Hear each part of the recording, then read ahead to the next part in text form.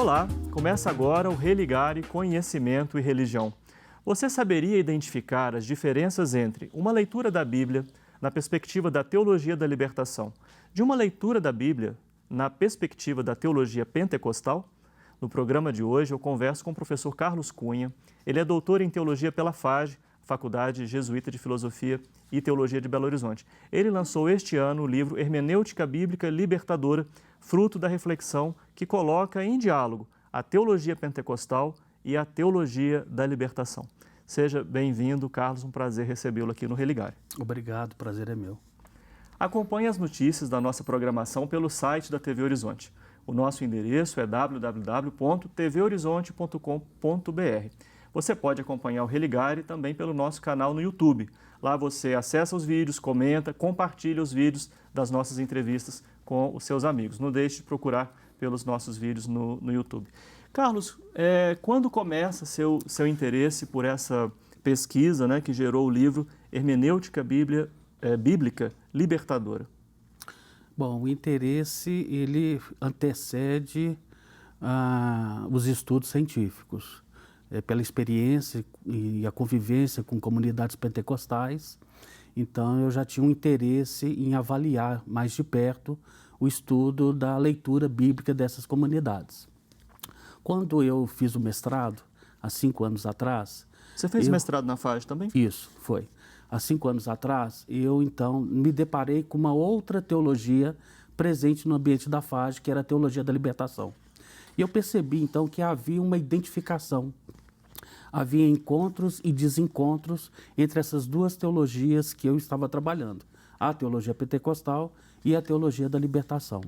Então o presente livro é fruto, dessa pesquisa de dissertação, que coloca em diálogo, ou melhor, estabelece um encontro entre essas duas teologias, tanto da libertação quanto da teologia pentecostal.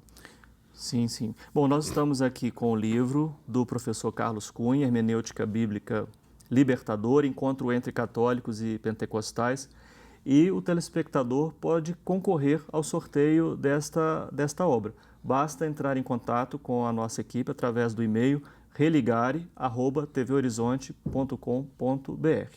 Anote aí que aparece no seu vídeo o nosso e-mail e concorra ao livro do professor Carlos Cunha.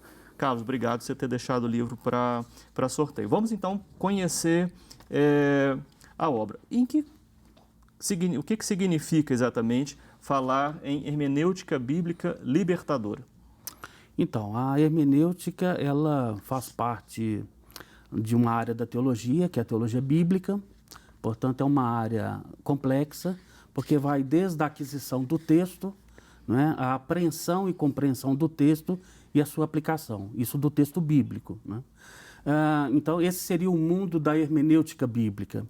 Como é que o fiel se apropria desse texto, como é que entende esse texto e aplica esse texto. Essa aplicação seria a hermenêutica propriamente dita. Mas não existe uma hermenêutica se não for antecedida por um trabalho exegético. Perguntar pelas origens do texto, como é que esse texto chegou às minhas mãos, quem escreveu esse texto, quais foram as fontes utilizadas para a composição desse texto. Então, esse mundo complexo da hermenêutica bíblica, então, em contato com o mundo do fiel, será que de fato produz uma libertação? Então, essa é a pergunta que permeia o texto bíblico. Sim, agora quando você fala libertação, e já que a gente está falando que, por um lado, a perspectiva da teologia da libertação, por outro lado, na perspectiva de uma teologia pentecostal, é onde que há algum encontro aí entre uma mesma noção de libertação entre esses dois tipos de leitura? Não, são noções diferentes. Daí, então, que nasce o subtítulo do texto, que é o encontro entre católicos e pentecostais. Esse encontro é mais do que diálogo. Porque o diálogo é aquela troca de informações. O encontro é experimentar novas categorias. Então, há libertação tanto no ambiente pentecostal quanto no ambiente da teologia da libertação. O termo libertação, ele veio da pedagogia de Paulo Freire. Então, é uma libertação consciente. O sujeito consciente que experimenta a libertação em todas as áreas da sua vida, desde a dimensão da espiritualidade, passando pela dimensão psíquica, ecológica e também social, né? Então, será que de fato essas leituras bíblicas, tanto no ambiente, né, da teologia da libertação, no âmbito católico, quanto na teologia pentecostal, no âmbito pentecostal, são de fato libertadoras? E aí eu digo que sim e não, né? Há duas possibilidades, não é? Então, quando é que elas acontecem? É aí que eu desenvolvo o texto, né? Colocando essas duas teologias em encontro e percebendo os limites e as contribuições de cada uma. Vamos falar sobre cada uma, então, dessas teologias? Seria, enfim, eu sei que é muito difícil, né? Como é em tão pouco tempo fazer um tipo de aproximação como essa que a gente vai tentar aqui agora. Mas, então, em linhas gerais, o que é que seria... quais seriam os traços, né, de uma teologia da libertação? Então, vamos lá. Primeiro, a teologia pentecostal. Eu faço um panorama. Então, prefere começar pela teologia pentecostal? Sim, vou começar pela pentecostal. Eu faço um panorama dessa teologia desde o seu nascedouro nos Estados Unidos e quando ela vem para o Brasil e aqui se instala. Nesse contexto histórico... São o quê? 100 e poucos anos de Brasil, né? Isso, mais ou menos. Nesse contexto emerge uma teologia que valoriza a contemporaneidade dos dons. Seria o quê? Seria o dom de falar em línguas estranhas, né? O exorcismo, tá certo? Manifestações de cura, né? Isso pensado no ambiente do contexto brasileiro, da América Latina, é extremamente importante, né? Porque é uma teologia que vem de situações concretas da vida do fiel. Não é uma teologia que nasce dos manuais. É uma teologia que brota da subjetividade do sujeito, preocupado com o dia a dia do fiel. Tá certo? Então, essa seria uma das características da teologia pentecostal. A teologia da libertação, então, ela acontece a partir do Vaticano II, quando a Igreja Católica abre para a realidade do pobre, né?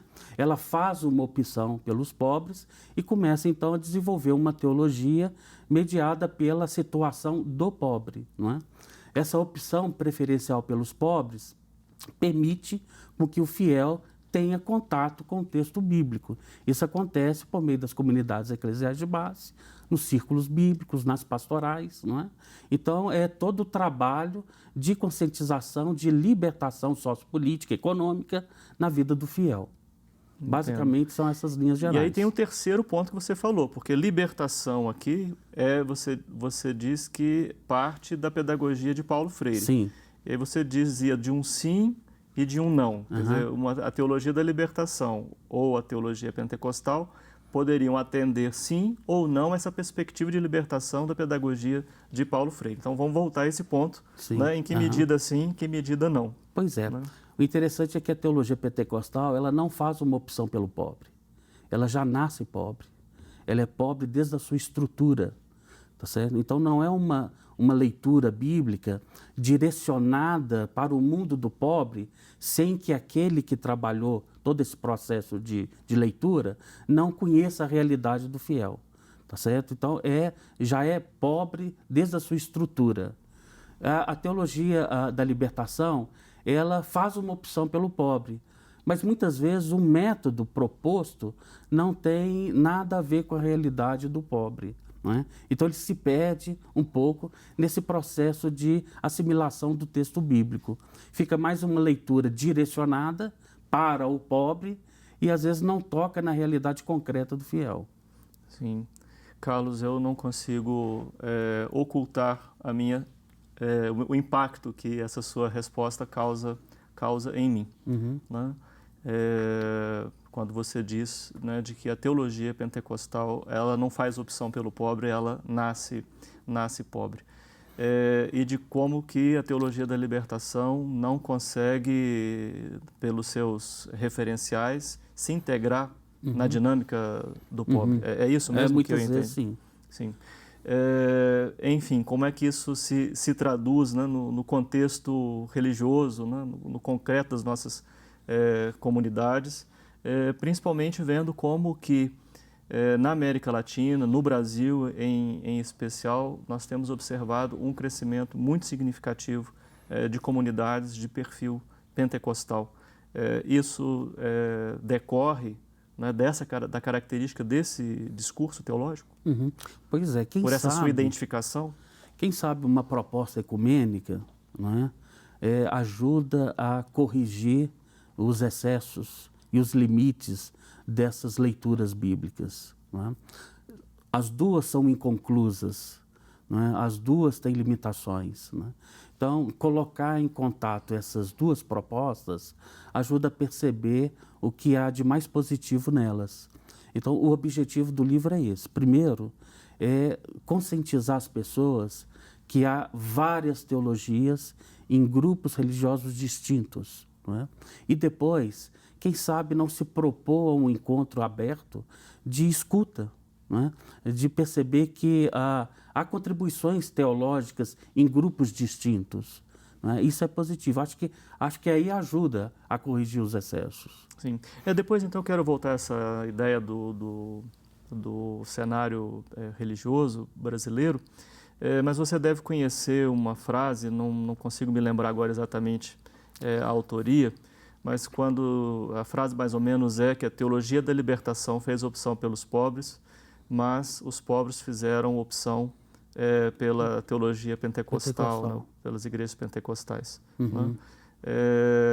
Como é que você interpreta? Você conhece essa frase? Conheço. Eu não consigo lembrar agora a autoria, mas... Eu não sei se ela é verdadeira, mas eu conheço. Sim. A história diz que não é bem assim.